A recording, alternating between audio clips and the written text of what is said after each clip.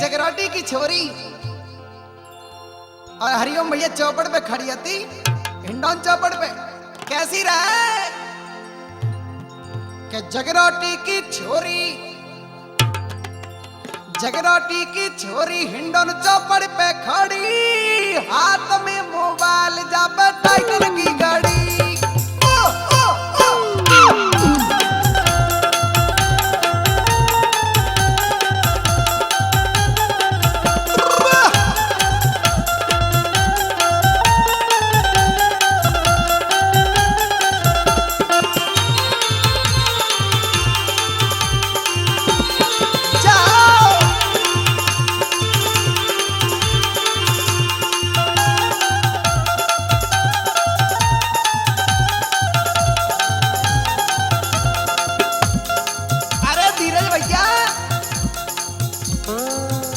मत पूछे दादा, काबला किसी घोड़ी सज रही कहाँ जाएगी।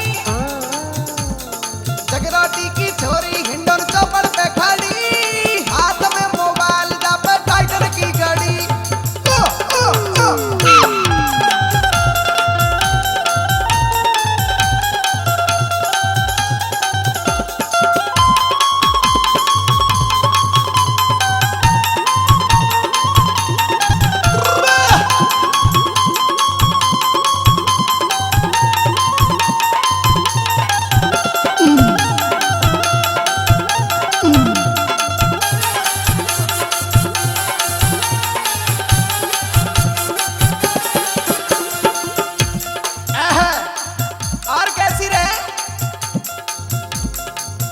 चश्मा पेंट जींस को मैडम सी बनी, गोरो गोरो रूप मौसमी छाती पे तनी।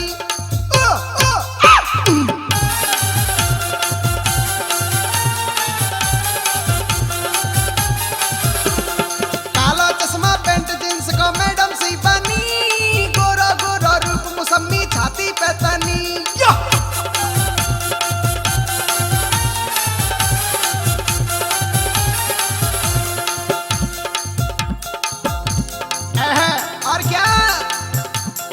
होठ रसीले गाल गमीरी पूड़ी जैसा पेट, बबलू ने अड्डा बारो भर को जाकी जेठ।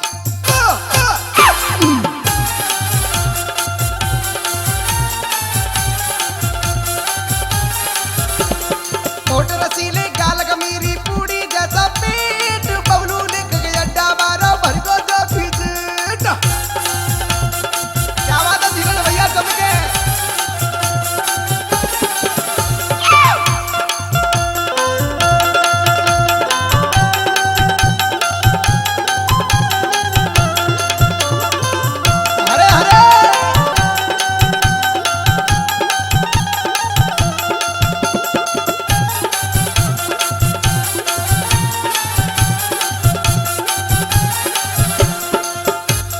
जगराटी की छोरी हिंडौन चौपड़ पे खड़ी, हाथ में मोबाइल जा पे टाइगर की गाड़ी।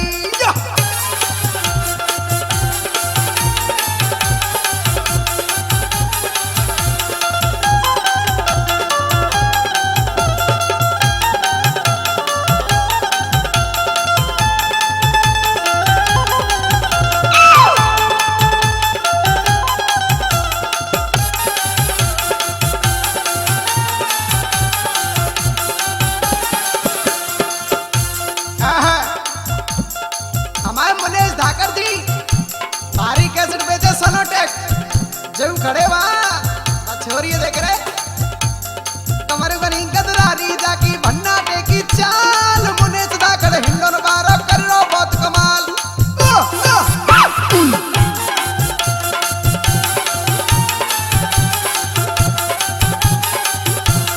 कमर बनी गदरारी जाकी भन्ना टेकी चाल, मुने सदा खड़े हिंडौन बारा कर लो बहुत कमाल।